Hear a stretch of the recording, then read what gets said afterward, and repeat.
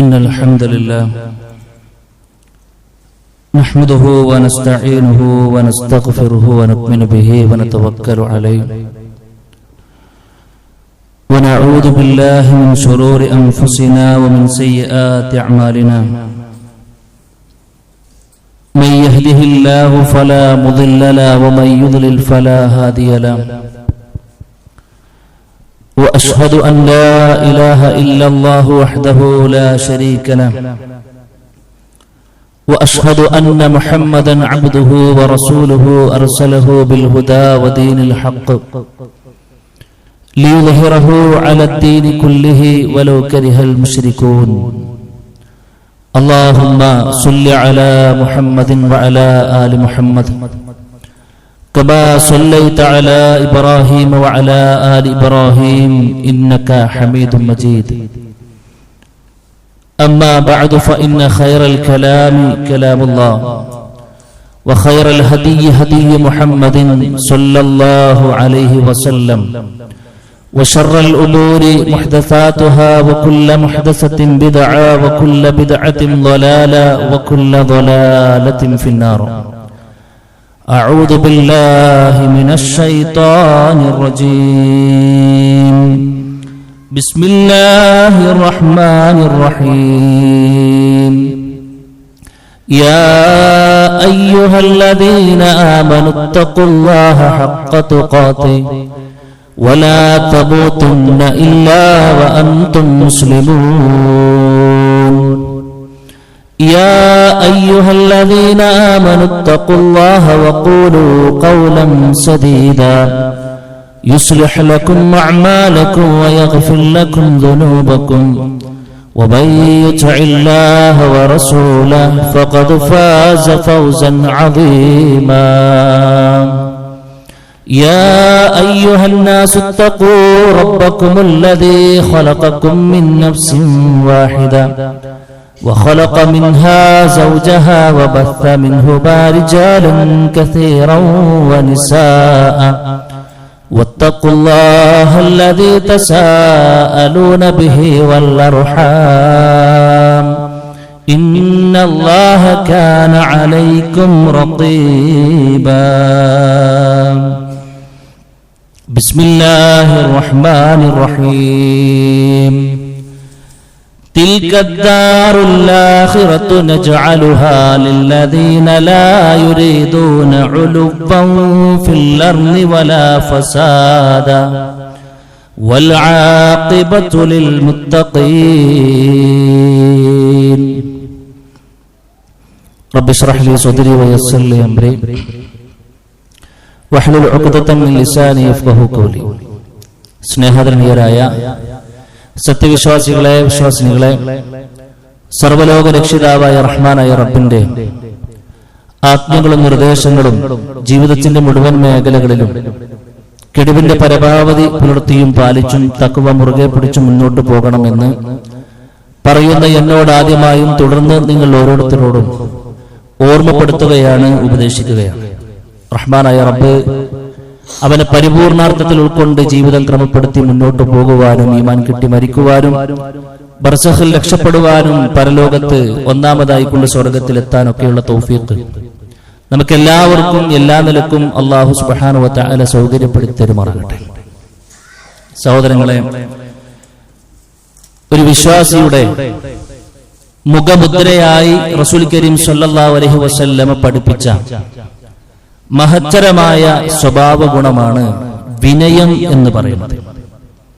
വിശുദ്ധ ഖുർആനിൽ എന്റെ അടിമകൾ അഥവാ ഇബാദുർ റഹ്മാൻ, പരമകാരുണ്യകന്റെ അടിമകൾ എന്ന ഒരു വിശേഷണം നൽകി അവരുടെ ക്വാളിറ്റികൾ വിശദീകരിക്കുമ്പോൾ അല്ലാഹു സുബ്ഹാനഹു വ തആല ആദ്യമായി എണ്ണിയത് എന്താണെന്നറിയോ? വഇബാദുർ റഹ്മാനില്ലദീന യംശൂന അലൽ അർളി ഹൗന. അള്ളാഹുവിന്റെ അടിമകൾ എന്ന ആ മഹത്തരമായ സ്ഥാനം അലങ്കരിക്കുന്ന ഇഷ്ടപ്പെട്ട അടിമകൾക്ക് ഒന്നാമതായി കൊണ്ട് അള്ളാഹു വകവെച്ചു കൊടുത്തത് അല്ലെങ്കിൽ ഉണ്ടാകണമെന്ന് പഠിപ്പിച്ച ഏറ്റവും പ്രധാനപ്പെട്ട ക്വാളിറ്റി, അവർ ഭൂലോകത്തു കൂടെ വിനയത്തോടുകൂടെ നടക്കുന്നവനായിരിക്കും എന്നതാണ്. യഥാർത്ഥത്തിൽ തവാലുഅ് എന്നാണ് അറബി ഭാഷയിൽ വിനയത്തിന് പറയുക. ആ പദം എവിടുന്ന വന്നതെന്ന് അറിയോ? വലഅ എന്ന് പറഞ്ഞാൽ വെച്ചു കൊടുക്കണേന്ന് പറയാം. ഒരു സംഗതി വെച്ചു കൊടുക്കുക എന്ന് പറഞ്ഞാൽ എന്താ? താഴ്മയെ സൂചിപ്പിക്കുന്നതാണ്, അല്ലേ? ആ ഒരു താഴ്മയിൽ നിന്നാണ് യഥാർത്ഥത്തിൽ വിനയം എന്ന പദത്തെ പോലും അറബി ലോകത്തെ പണ്ഡിതന്മാർ സ്വീകരിച്ചിട്ടുള്ളത്. യഥാർത്ഥത്തിൽ എന്താണ് വിനയം എന്ന് പറയുന്നത്? മഹാരഥന്മാരായ പണ്ഡിതന്മാർ വാചാലമായി കൊണ്ട് വിശദീകരിച്ചു. ഇത് കേൾക്കുമ്പോൾ തന്നെ നമുക്ക് മനസ്സിലാക്കാൻ കഴിയും, അള്ളാഹ് പറഞ്ഞ ആ ക്വാളിറ്റി നമ്മൾ ഉണ്ടാകണമെന്ന് ആവശ്യപ്പെട്ട സംഗതി നമ്മൾ ഉണ്ടോ എന്നുള്ളത് ഈ 4 വരി വായിക്കുമ്പോൾ നമുക്ക് ബോധ്യപ്പെടും. അവർ പറഞ്ഞു, മഹാനായ ഫുളൈൽ ഇബ്നു ഇയാദ് റഹ്മത്തുള്ളാഹി അലൈഹിയോട് ചോദിക്കപ്പെട്ടു, അനി തവാളു, എന്താണ് വിനയം? അദ്ദേഹം അതിന് കൊടുത്ത മറുപടി, യഹ്ലഉ ലിൽ ഹഖ്, ഒരു മനുഷ്യൻ അവനക്ക് സത്യം ബോധ്യപ്പെട്ടാൽ അത് സ്വീകരിക്കുന്നുണ്ടോ? ഒന്നാമത്തെ മാനദണ്ഡം അതാണ്.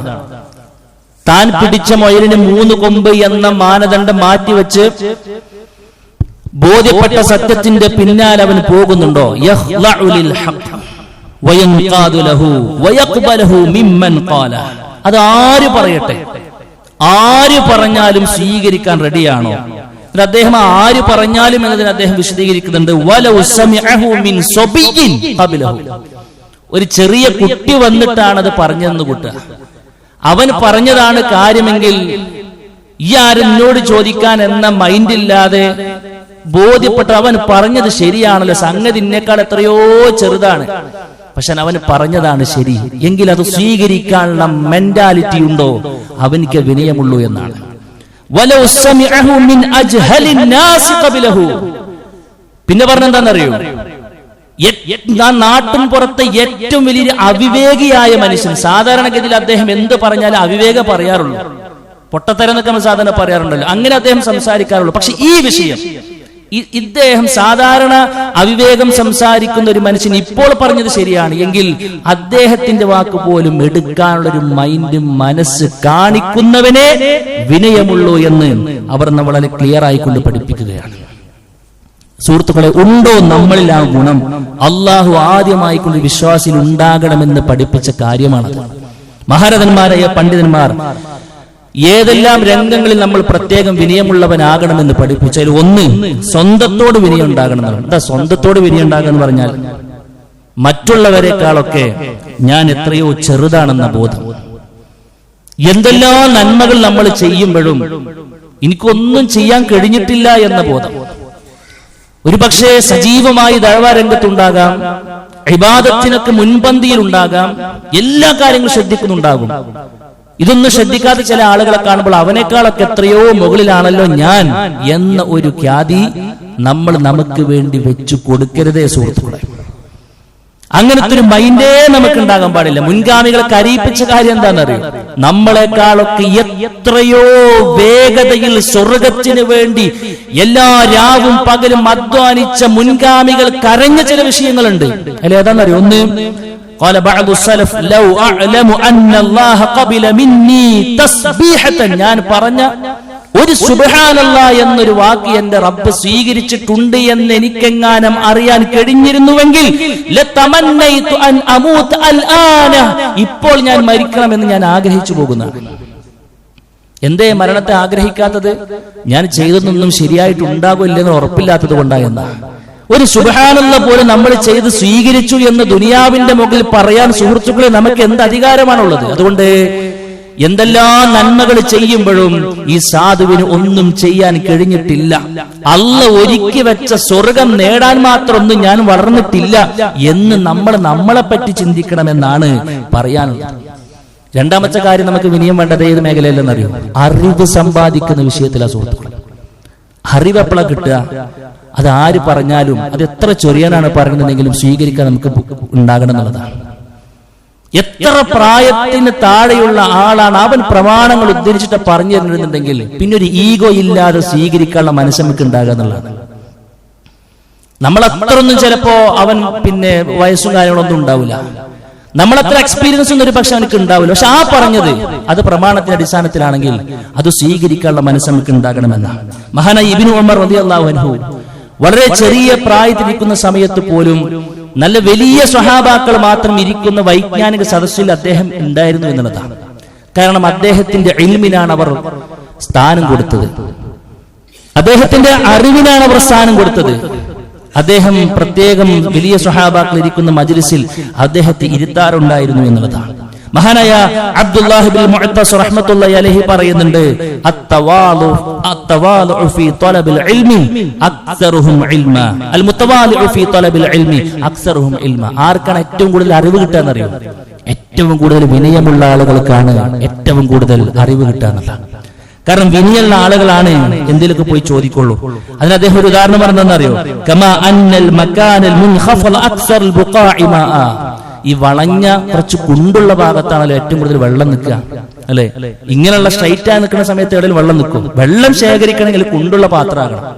അപ്പൊ കുറച്ചൊക്കെ താഴെയുള്ള മനസ്സുണ്ടെങ്കിൽ ഇൽമു കിട്ടുകയുള്ളൂ എന്ന് അദ്ദേഹം പറയാണ്. മഹാനായ ഇബ്നുൽ ഖയ്യിം റഹ്മത്തുള്ളാഹി അലൈഹി പറഞ്ഞു, അൽ ജഹ്ലു ദവാഉഹു സുആലുൽ ഉലമാഇ. അജ്ഞതക്കുള്ള പരിഹാരം എന്താണെന്നറിയോ? മരുന്ന് എന്താണെന്നറിയോ? അത് അറിയുന്ന ആളുകളോട് പോയി ചോദിക്കാന്നാ പറഞ്ഞേ. തന്നേക്കാൾ പ്രായം കൂടുതലുള്ള ആളോടൊന്നല്ല പറഞ്ഞു. അറിവ് ആരടുത്താണുള്ളത്?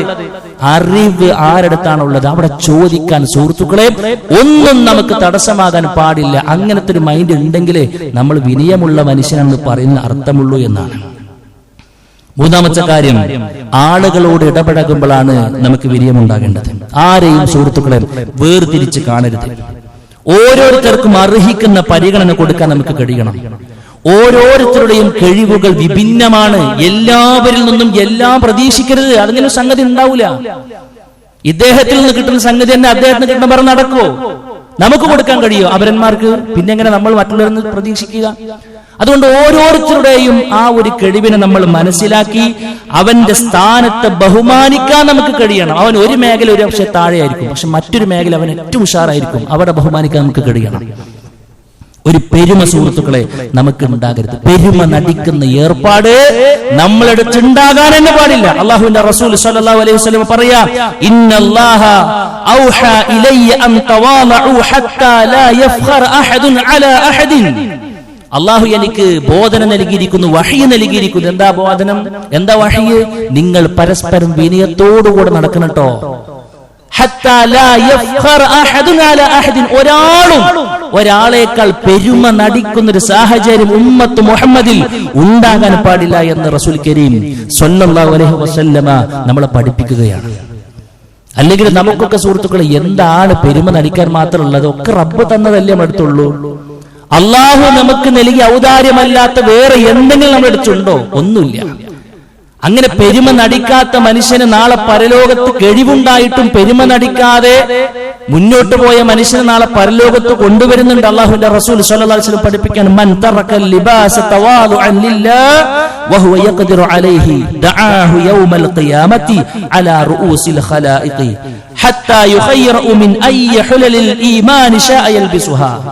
അള്ളാഹുവിന്റെ റസൂൽ സ്വല്ലല്ലാഹു അലൈഹി വസല്ലം പഠിപ്പിക്കണം, നല്ല കഴിവുണ്ട്, ഏറ്റവും അത്യാഡംബര പിന്നെ ഡ്രസ്സുകൾ വാങ്ങാനൊക്കെ കഴിവുണ്ടായിട്ടും താനിങ്ങനെ നോക്കിയപ്പോ അത്രയും മുന്തിയൊന്നും ധരിക്കുന്ന ആളുകളൊന്നുമില്ല. അപ്പൊ സമൂഹത്തിന്റെ അടുത്ത് സമൂഹം ഒരു ആവറേജ് ലെവൽ എന്താണ് ധരിക്കുന്നത് അത് മാത്രം ധരിച്ചു. ഏറ്റവും നല്ല രൂപത്തിൽ ധരിക്കാനുള്ള കഴിവുണ്ടായിട്ടും ഞാൻ അങ്ങനെയൊക്കെ ധരിച്ച് നടന്നു കഴിഞ്ഞാൽ ആളുകൾ ഇന്നെങ്ങനെ നോക്കും, ഞാൻ വലിയൊരു സംഭവമായി മാറും, അത് വേണ്ട, ആ ഒരു പെരുമ എനിക്ക് വേണ്ട എന്ന് പറഞ്ഞിട്ട് കഴിവുണ്ടായിട്ടും സാധാരണ ഒരു ആവറേജ് ലെവലിലുള്ള വസ്ത്രം ഇട്ട് നടന്ന ഒരാളെ കുറിച്ച് അല്ലാഹു റസൂൽ പറയാണ്, അദ്ദേഹത്തെ നാളെ പരലോകത്ത് ഇങ്ങനെ കൊണ്ടുവരുമെന്നാണ്. എന്നിട്ട് സ്വർഗത്തിൽ നിന്നുള്ള വസ്ത്രം അണിയിച്ചു കൊടുക്കുമെന്ന് റസൂൽ കരീം സ്വല്ലല്ലാഹു അലൈഹി വസല്ലം പറയുമ്പോൾ സുഹൃത്തുക്കളെ, പെരുമക്ക് കഴിവുണ്ടായിട്ടും നടിക്കാതിരിക്കുന്നത് ആർക്കേ കഴിയൂ? വിനയമുള്ളവനിക്ക് കഴിയൂ എന്നതാണ്. അതേപോലെ തന്നെ സുഹൃത്തുക്കളെ, ആര് വിളിച്ചാലും ഉത്തരം നൽകുന്നതായിരുന്നു പ്രവാചകന്റെ സ്വഭാവം. അവിടെ ഒരു സോഷ്യൽ സ്റ്റാറ്റസ് ഒന്നും നോക്കിയിട്ടൊന്നുമില്ല. ഇന്നിടത്തേക്കേ ഞാൻ പോകൂ, ഇന്ന വിഭവങ്ങളും ഉണ്ടെങ്കിലേ ഞാൻ പങ്കെടുക്കൂ, ഇന്നൊരു വിളിച്ചാലേ ഞാൻ എത്തൂ, ഇന്ന ഇത്രയൊക്കെ ക്വാളിറ്റി ഉണ്ടെങ്കിൽ എന്റെ സാഹിത്യം അവിടെ ഉണ്ടാകുന്നേ. അള്ളാന്റെ റസൂൽ സ്വല്ലല്ലാഹു അലൈഹി വസല്ലമ പോലും ആ നിലപാടെടുത്തിട്ടില്ല. അതുകൊണ്ട് ആ ജാതി തലക്കനും കൊമ്പൊന്നും നമുക്കാർക്കും വേണ്ട സുഹൃത്തുക്കളെ. അത്രയൊന്നും വലുതാകാൻ നമ്മൾ ആരും ഇല്ല എന്ന് നമ്മൾ മനസ്സിലാക്കുക. അള്ളാഹ് റസൂൽ പറയാണ്, ആ നാട്ടിൻപുറത്ത് അന്നത്തെ കാലഘട്ടത്തിൽ ഏറ്റവും പിന്നെ ഈ പാവപ്പെട്ട ആളുകൾ സദ്യക്ക് വിളിച്ചു കഴിഞ്ഞാൽ അന്നുണ്ടാകുക ഈ പിന്നെ കുളമ്പിന്റെ താഴ്ഭാഗത്തേക്കുള്ള ഇറച്ചി കിട്ടുന്ന വളരെ കുറച്ചു ഭാഗം മാത്രം ഇറച്ചി കിട്ടുന്ന ഒരു മാംസമുണ്ട്.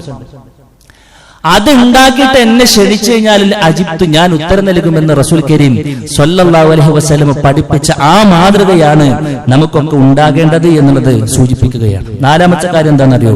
തന്നേക്കാൾ താഴെ നിലവാരത്തിൽ ജീവിക്കുന്ന ആളുകളെ കാണുമ്പോൾ നമുക്കൊരു വിനയം ഉണ്ടാകണം. അതെങ്ങനെ തന്നേക്കാൾ താഴെ നിലവാരത്തിൽ കാണുമ്പോൾ വിനയം ഉണ്ടാകുക? റബ്ബ് നമുക്ക് നൽകിയതിൽ അള്ളാഹുവിന് ശുക്ർ കാണിക്കുക. ഓരോ ലോ ലെവലിൽ കാണുമ്പോൾ നമ്മളിങ്ങനെ അതിനേക്കാൾ ഹൈ പൊസിഷനിൽ നിൽക്കുമ്പോൾ നമുക്കൊരു അഹങ്കാരവും കിബറൊക്കെ വേറെ വരാനുണ്ട്. അതില്ലാതിരിക്കാൻ പ്രത്യേകം ശ്രദ്ധിക്കണം. അപ്പൊ ഉടനെ തന്നെ നമ്മുടെ മനസ്സിലുണ്ടാകേണ്ട എന്താണെന്നറിയോ?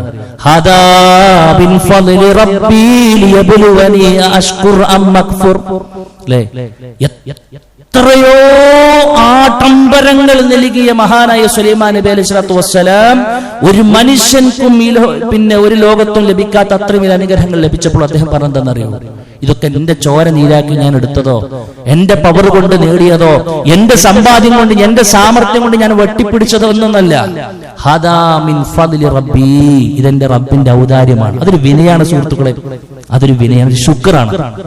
എന്തിനാ അത് തന്നത്? അല്ല എന്നെ പരീക്ഷിക്കുകയാണ്. ഈ നിഅമത്തുകൾ നൽകിയ നീ അള്ളാഹുവിനെ ധിക്കരിക്കുമോ, അതല്ല നന്ദി കാണിക്കുമോ, നന്ദികേട് കാണിക്കുമോ എന്ന് അറിയാൻ വേണ്ടിയിട്ടാണ് എന്നാണ്. അതുകൊണ്ട് വളരെ ഗൗരവത്തിൽ നാം ആ ഒരു കാര്യവും പ്രത്യേകം ശ്രദ്ധിക്കണമെന്ന്. ആരാധനയുടെ വിഷയത്തിൽ പോലും പാടില്ല എന്ന് പറഞ്ഞു. ചിലപ്പോ നാട്ടിൻപുറത്തൊക്കെ ചില ആളുകളൊക്കെ പല ആളുകളും എഴുതി തള്ളിയിട്ടുണ്ടാവും. നമ്മളിത് നോക്കുമ്പോ അദ്ദേഹമൊക്കെ നരകാവകാശിയാണ്, ഒന്നുമില്ലല്ലോ അവന്റെ അടുത്ത് എന്ന് പറയാം പല ആളുകളെ കുറിച്ചിട്ട്. സുഹൃത്തുക്കൾ, ഒരാളെ കുറിച്ചിട്ട് നമ്മൾ ഒരാളെ കുറിച്ചിട്ട് ഒരു ഒപ്പിട്ട് കൊടുക്കരുത്. അദ്ദേഹം നരകാവകാശിയാണ് എന്ന് നമ്മൾ ഒരാളെ കുറിച്ചും പറയാൻ പാടില്ല. നല്ല നിലക്ക് ഇബാദത്തൊക്കെ ചെയ്തുകൊണ്ടിരിക്കുന്ന ഒരു മനുഷ്യനെ കുറിച്ചും, രണ്ട് മനുഷ്യന്മാരാ, രണ്ടാളും കൂട്ടുകാരാ. ഒരാൾ നല്ല നിലക്ക് അള്ളാഹുവിന് ഇബാദത്ത് എടുക്കുന്ന മുന്നോട്ട് പോകുന്ന ഒരു മനുഷ്യനാ. രണ്ടാമത്തെ ആളാണെന്നുണ്ടെങ്കിലോ ഒരു നിലക്കും അള്ളാഹുവിന്റെ ഒരു വിധിയും വിലക്കും മാനിക്കാതെ ജീവിക്കുന്ന ഒരാളെ കുറിച്ച് അള്ളാഹു റസൂൽ പറയുന്നുണ്ട്. മുസ്ലിം ഉദ്ധരിച്ച ഹദീസ് നമുക്ക് കാണാൻ കഴിയും. അപ്പൊ നല്ല നിലക്ക് ജീവിച്ചുകൊണ്ടിരിക്കുന്ന ആള് പറയാണ്, വല്ലാഹി ലാ യഗ്ഫിറുല്ലാഹു ലി ഫുലാൻ, അള്ളാഹു ആണേ സത്യം, ഈ മനുഷ്യനക്ക് അള്ളാഹു പുറത്തു കൊടുക്കൂല. നമ്മളുണ്ടാവൂല പലപ്പോ ചില ആളുകളെ കാണുമ്പോ ഇവരെന്നൊക്കെ കണക്കാ, ഒക്കെ കഴിഞ്ഞിക്കണേ, അത് നരകക്കൊല്ലായിട്ട് ജീവിക്കുക. സുഹൃത്തുക്കൾ, ഒരാളെയും അങ്ങനെ അവിടെ അടച്ചാക്ഷേപിച്ച് പറയരുത്. അള്ളാഹു ഏത് സമയത്താ അവനക്ക് ഹിദായത്ത് കൊടുക്കാൻ നമ്മളെ കാര്യങ്ങളും പറയാൻ പറ്റും. നമുക്ക് കിട്ടിയ ഹിദായത്ത് എപ്പോഴാ പിൻവലിക്കപ്പെടാൻ നമുക്ക് പറയാൻ പറ്റും. അദ്ദേഹം പറയാണേ, അള്ളാഹു ഒരിക്കലും മനുഷ്യനക്ക് പുറത്തു കൊടുക്കൂല എന്ന് പറഞ്ഞു. ഇവരെ നാളെ പരലോകത്ത് പിടിക്കുന്നുണ്ട് റബ്ബ്. എന്നിട്ട് പറയാണ്,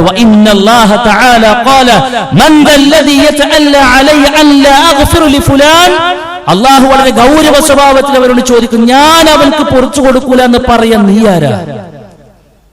എന്റെ അധികാരത്തിൽ കൈവച്ചുകൊണ്ട് സംസാരിക്കാൻ നിങ്ങളാരാ? ഞാൻ ഇന്ന ആൾക്ക് ഈ മനുഷ്യനക്ക് പുറത്തു കൊടുത്തിരിക്കുന്നു, നിന്റെ അമലുകളെ ഞാൻ പൊളിച്ചിരിക്കുന്നു എന്ന് പറയുമെന്നാണ്. എന്നിട്ട് ആ മനുഷ്യൻ സ്വർഗത്തുക്കും ജീവിതം മുഴുവൻ കഠിനാധ്വാനം ചെയ്ത ഈ മനുഷ്യൻ നരകത്തുക്കും പോകേണ്ട ഗതികേടിനെ കുറിച്ച് അള്ളാഹുവിന്റെ റസൂൽ സ്വല്ലല്ലാഹു അലൈഹി വസല്ലം പറയുമ്പോൾ, സുഹൃത്തുക്കളെ, അമലിൽ മുൻപന്തിയിൽ എത്തുന്നവർക്ക് പോലും ഈ സ്വഭാവം ഉണ്ടാകാൻ പാടില്ല എന്നുള്ളതാണ് സൂചിപ്പിക്കുന്നത്. അഞ്ചാമത്തെ കാര്യം, സമ്പത്ത് അധികരിക്കുമ്പോഴാണ് നമുക്ക് പിന്നീട് ഉണ്ടാകേണ്ട വിനയം. നേരത്തെ പറഞ്ഞതുപോലെ അള്ളാഹു നൽകിയതാണെന്ന ഓർമ്മ വേണം നമുക്ക്. ചോദിച്ചു വരുന്നവൻക്ക് എന്റെ സമ്പത്തിൽ ഒരു ഓഹരി, എന്റെ ഔദാര്യം എന്നുള്ള നിലക്കല്ല, അവന്റെ അവകാശം എന്നുള്ള നിലക്ക് റബ്ബ് നിശ്ചയിച്ചിട്ടുണ്ട്. അല്ലെ, ചോദിച്ചു വരുന്ന ആളുകൾക്ക് ഒരു വിഹിതം അള്ളാഹു സുബ്ഹാനഹു വ തആല കൊടുക്കാൻ വേണ്ടി പറഞ്ഞിട്ടുണ്ട്.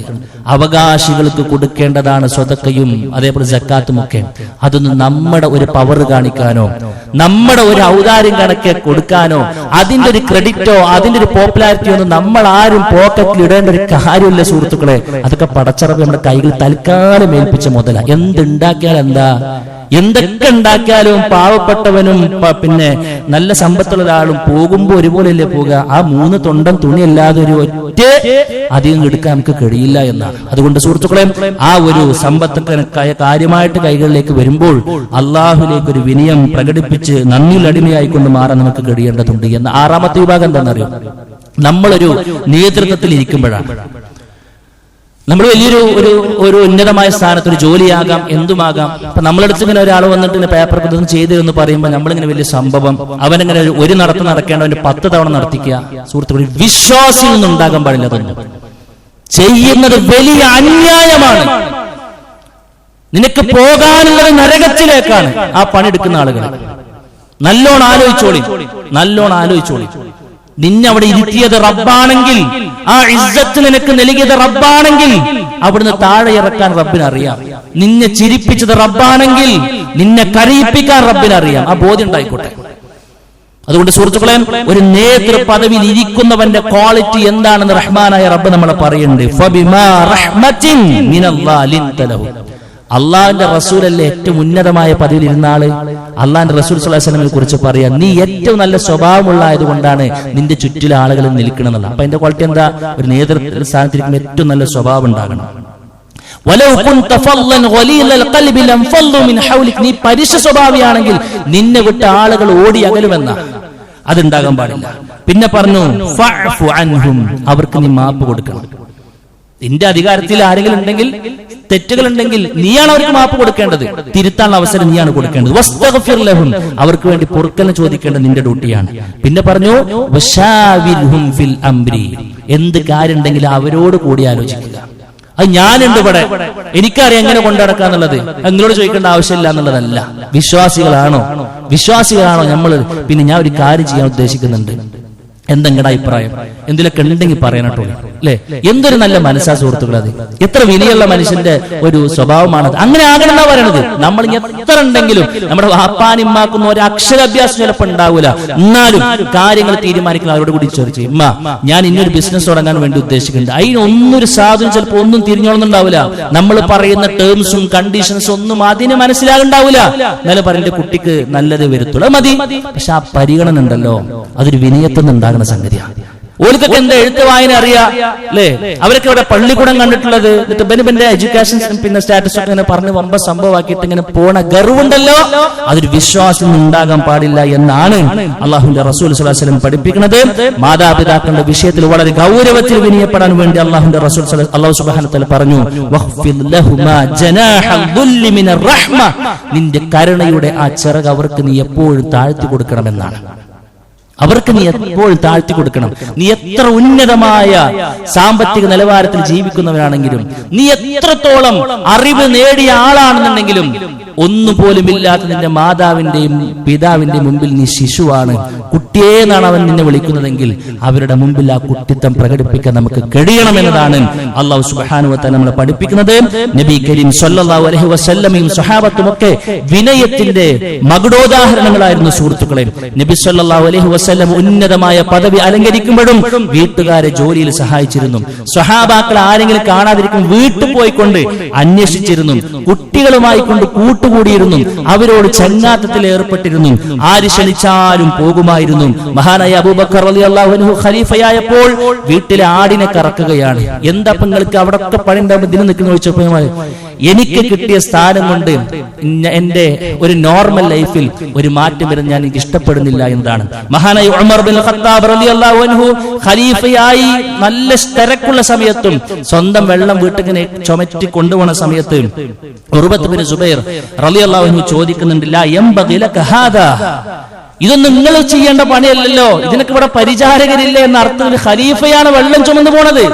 അവിടെ പറഞ്ഞ വാക്കെന്താണ്? ഫഖാല ലമ്മ ആതാനി അൻഫൂദ് സാമിഈന മുതീഈന ദഖൽതു ഫീ നഫ്സി നഖ്വതുൻ ഫഅറദതു അൻ ഉകസിറഹാ. ഞാനിങ്ങനെ ഖലീഫയായപ്പോഴേ ഞാൻ എന്തു പറഞ്ഞാലും കേൾക്കാനും അനുസരിക്കാനും നിൽക്കുന്ന ഒരു വൻ സംഘം എന്നിലേക്ക് വന്നുകൊണ്ടേയിരിക്കുമ്പോൾ എന്റെ മനസ്സിൽ ഞാനൊക്കെ അത്യാവശ്യം ഉഷാറായിട്ടുണ്ട് എന്നൊരു ചെറിയ ചിന്ത ഇങ്ങനെ വരുന്നുണ്ടോ എന്നെനിക്കൊരു സംശയം. അത് ഞാൻ പൊളിക്കുകയാണ് ഇതിലൂടെ ചെയ്യുന്നത് എന്ന് അദ്ദേഹം പറഞ്ഞു എന്നത്. അതാണ് സുഹൃത്തുക്കൾ നമ്മുടെ സ്റ്റാൻഡ്, അതാണ് നമ്മുടെ നിലപാട്. അതുകൊണ്ട് നമ്മൾ എത്ര ഉയരത്തിൽ പറക്കുകയാണെങ്കിലും ഉയരത്തിൽ പറക്കാനുള്ള അവസ്ഥ റബ്ബാണ് നമുക്ക് നൽകിയതെന്ന ഉത്തമമായ ബോധ്യത്തോടു കൂടെ ഒരു വിനയത്തിന്റെ ഉടമകളായിക്കൊണ്ട് മാറാൻ നമുക്ക് കഴിയണം. റഹ്മാനായ റബ്ബ് നമ്മൾ ആവശ്യപ്പെട്ടതും പ്രതീക്ഷിക്കുന്നതും ഒക്കെ അതാണ് എന്നാണ് നമ്മൾ മനസ്സിലാക്കേണ്ടത്. നമ്മുടെ മുൻഗാമികൾ നമ്മളെ പഠിപ്പിച്ചതും ജീവിതത്തിലൂടെ കാണിച്ചതും അതാണ് എന്ന് നമ്മൾ മനസ്സിലാക്കുക. അല്ലാഹു സുബ്ഹാനഹു വ തആല തൗഫീഖ് നൽകി അനുഗ്രഹിക്കുമാറാകട്ടെ. അഖൂലു ഖൗലി ഹാദാ അസ്തഗ്ഫിറുല്ലാഹ ലീ വലക്കും ولجميع المسلمين واستغفروا من كل ذنب إنه هو الغفور الرحيم.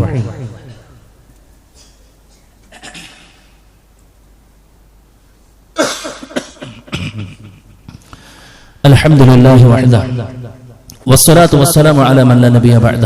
അല്ലാഹു സുബ്ഹാനഹു വ തആലയുടെ വിധികളും വിലക്കുകളും മാനിച്ചുകൊണ്ട് ജീവിക്കണമെന്ന് വീണ്ടും വീണ്ടും ഓർമ്മപ്പെടുത്തുന്നു. സുഹൃത്തുക്കളെ, ഒരു വിശ്വാസിയുടെ മുഖമുദ്രയായ വിനയം എന്നൊരു സ്വഭാവത്തെ നമ്മൾ അണച്ചു പിടിക്കുമ്പോൾ നമുക്ക് കിട്ടുന്ന ചില നേട്ടങ്ങളെ കുറിച്ച് റഹ്മാനായ റബ്ബ് നമ്മളെ പഠിപ്പിക്കുന്നതിൽ ഒന്നാമത്തത് അള്ളാഹുവിന്റെ ഇഷ്ടം നേടാൻ കഴിയുമെന്നാണ്. വിനയമുള്ളവരെയാണ് റഹ്മാനായ റബ്ബിന് ഇഷ്ടം. അഹങ്കരിച്ചുകൊണ്ട് പൊങ്ങച്ചെന്നടിച്ച് ശുക്രില്ലാതെ ജീവിക്കുന്നവരെ റബ്ബിന് ഇഷ്ടമില്ല. എന്ന് അല്ലാഹു സുബ്ഹാനഹു വ തആല വിശ്വാസികളോട് ആ ഒരു വിനയത്തോടു കൂടെ നടക്കുന്ന ആളുകളെയാണ് റഹ്മാനായ റബ്ബ് ഇഷ്ടപ്പെടുന്നത് എന്ന് നമുക്ക് കാണാൻ കഴിയും. രണ്ടാമത്തെ മെച്ചം എന്താണെന്നറിയോ? അള്ളാഹു നമുക്ക് എന്തൊരു അനുഗ്രഹമാണ് നൽകിയിട്ടുള്ളത്. വിനയമുള്ള ആൾക്ക് അള്ളാഹു അത് വർദ്ധിപ്പിച്ചുകൊണ്ടേയിരിക്കുമെന്ന മഹാനായ കഅബ് റളിയല്ലാഹു അൻഹു പറയുന്നുണ്ട്, മാ അൻഅമ അല്ലാഹു അലാ അബ്ദിൻ മിൻ നിഅമത്തിൻ ഫിദ് ദുനിയാ ഫശകറഹാ ലില്ലാഹ്. അല്ലാഹു സുബ്ഹാനഹു വ തആല ദുനിയാവിൽ ഒരു മനുഷ്യന്റെ അടിമക്ക് ഒരു ഖൈർ കൊടുത്തു. ആ മനുഷ്യൻ അള്ളാഹ്ക്ക് ശുക്ർ കാണിച്ചിട്ടുണ്ടെങ്കിൽ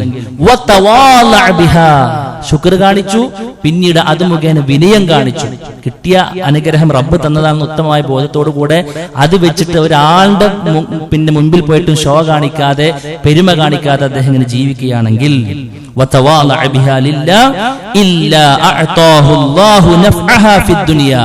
അല്ലാഹു സുബ്ഹാനഹു വ തആല അതിന്റെ ഒരു ഉപകാരം ആ മനുഷ്യർക്ക് ഭൂമി ലോകത്ത് കൊടുക്കുമെന്നാണ്.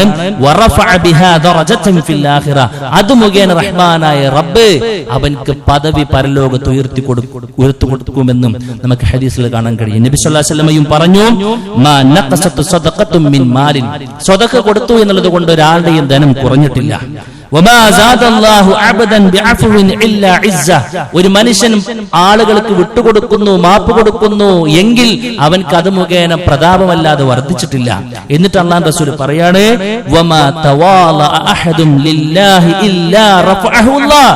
അല്ലാഹുക്ക് വേണ്ടിയിട്ട് പരലോകം കൊതിച്ചുകൊണ്ട് ഒരു മനുഷ്യൻ വിനയപ്പെട്ട് ജീവിച്ചിട്ടുണ്ടെങ്കിൽ, ആർക്കെങ്കിലും മുമ്പിൽ താന്നു കൊടുത്തിട്ടുണ്ടെങ്കിൽ അവൻക്ക് അല്ലാഹു ഉയർച്ചയല്ലാതെ വേറെയൊന്നും സമ്മാനിക്കുകയില്ല എന്ന് അല്ലാഹുവിന്റെ റസൂൽ സ്വല്ലല്ലാഹു അലൈഹി വസല്ലം പഠിപ്പിക്കുകയാണ്. നാലാമതായി കൊണ്ട് പറഞ്ഞു, സ്വർഗ്ഗം അവരുടെ സങ്കേതമായിരിക്കുമെന്ന്. ഞാൻ ആമുഖമായി കൊണ്ട് ഓതി വെച്ച സൂറത്തുൽ ഖസസിലെ 83-ാമത്തെ ആയത്തിൽ അല്ലാഹു സുബ്ഹാനഹു വ തആല പറഞ്ഞ അതാണ്, തിൽക്കദ്ദാറുൽ ആഖിറ തിൽക്കദ്ദാറുൽ ആഖിറ نجعلها للذين لا يريدون علوا في الأرض ولا فسادا. ആ പരലോക ആ ഭവനം അല്ലേ, അത് ആർക്കാണ്? നജ്അലുഹ, നാം അതിനെ സംവിധാനിച്ച ലില്ലദീന, ഒരു കൂട്ടർക്കാണ്. ഏതാ കൂട്ടർ? ലാ യുരീദൂന ഉലുവൻ ഫിൽ അർളി വലാ ഫസാദ. ഭൂമി ലോകത്ത് യാതൊരുവിധ പൊങ്ങച്ചവും കാണിക്കാതെ വിനയത്തോടു കൂടെ നടക്കുന്ന, ഒരു കുഴപ്പം ഫസാദൊന്നും തന്നെ കൊണ്ട് ഉണ്ടാകരുത് എന്ന നിലയ്ക്ക് ജീവിച്ച് മുന്നോട്ട് പോകുന്ന ആളുകൾക്കാണ് ഞാൻ ആ പരലോകത്തെ സ്വർഗമെന്ന സങ്കേതം ഒരുക്കി വെച്ചിട്ടുള്ളത് എന്ന് വളരെ ക്ലിയർ ആയിക്കൊണ്ട് അല്ലാഹു സുബ്ഹാനഹു വ തആല പഠിപ്പിക്കുമ്പോൾ ഇൻഷാ അല്ലാഹ് അതാണ് നമുക്ക് വേണ്ടത്. സ്വർഗമാണ് നമ്മുടെ ഒരു ആത്യന്തികമായ ലക്ഷ്യമെങ്കിൽ സ്വഭാവത്തെ, സുഹൃത്തുക്കളെ, വളരെ ഗൗരവത്തിൽ നാം അത് ക്ലിയറായി പഠിച്ച് മനസ്സിലാക്കി ഫോൾട്ടുകൾ എന്തെന്ന് കണ്ടെത്തി തിരുത്തി എഴുതാൻ നമ്മൾ ബാധ്യസ്ഥരാണ് എന്ന കൃത്യമായ ബോധം വേണം. ഇങ്ങനെയൊക്കെ പറയുമ്പോൾ നമുക്കുള്ളൊരു സ്കില്ല് പുറത്തെടുക്കാനോ അതൊരു നമുക്കുള്ളൊരു കഴിവ് എനിക്കതിന് കഴിയുമെന്ന് പറയുന്നത് കൊണ്ട് യാതൊരുവിധ പ്രശ്നവുമില്ല എന്നും വളരെ ഗൗരവത്തിൽ നമ്മൾ മനസ്സിലാക്കണം. മഹാനായ യൂസുഫ് നബി അലൈഹി സ്വലാത്തു വസ്സലാം വന്നിട്ട് പറയുന്നുണ്ട്, ഭക്ഷ്യവകുപ്പിന്റെ കാര്യങ്ങൾ എന്നെ ഏൽപ്പിക്കും, ഞാനത് ക്ലിയർ ആയിക്കൊണ്ട് ചെയ്തോളാം എന്ന് ഖുർആൻ പറയുന്നുണ്ട്. അതൊരു ഉത്തരവാദിത്തത്തോടുകൂടെ ഏറ്റെടുക്കണം തന്നെ പറഞ്ഞു. വിനയം കാരണം ഒളിച്ചോടാൻ പാടില്ല. എനിക്ക് അഹങ്കാരം വരും, അതുകൊണ്ട് വാക്കുകൾ ചെയ്തോട്ടെ എന്നല്ല നമ്മൾ പറയേണ്ടത്. മറിച്ച് നമ്മൾ ചെയ്താൽ അത് ശരിയാകും നമുക്ക് തോന്നുന്നുണ്ടോ, പ്രാർത്ഥിച്ചുകൊണ്ട് നമുക്ക് എന്താക്കാം, ആ കാര്യം ചെയ്യുന്നതിനെ കൊണ്ടൊന്നും അതിനൊന്നും ഇത് തടസ്സമല്ല എന്ന് വളരെ ഗൗരവത്തിൽ മനസ്സിലാക്കുക. യുദ്ധമുണ്ടോ, അതിന്റെ മുൻപിൽ ഖാലിദ് ബിൻ വലീദ് റളിയല്ലാഹു അൻഹുവിനെ ചരിത്രം നമ്മൾക്ക് കാണിച്ചു തരുന്നുണ്ട്. അതുകൊണ്ട് സുഹൃത്തുക്കളെ, ഉള്ള കാര്യങ്ങൾ അത് എനിക്ക് ചെയ്യാൻ കഴിയുമെന്ന് പറയുന്നതിലൊന്നും ഒരഹങ്കാരമോ ഒന്നുമില്ല. മറിച്ച് എന്നാൽ ഇതൊക്കെ എനിക്ക് റബ്ബ് തന്നതാണെന്ന പരിപൂർണമായ ബോധ്യത്തോടു കൂടെ ആരെയും ചെറുതായി കാണാതെ ഏറ്റവും നല്ല രൂപത്തിൽ ജീവിച്ച് മരിക്കാൻ നമുക്ക് കഴിയേണ്ടതുണ്ട്. അല്ലാഹു സുബ്ഹാനഹു വ തആല തൗഫീഖ് നൽകി അനുഗ്രഹിക്കുമാറാകട്ടെ.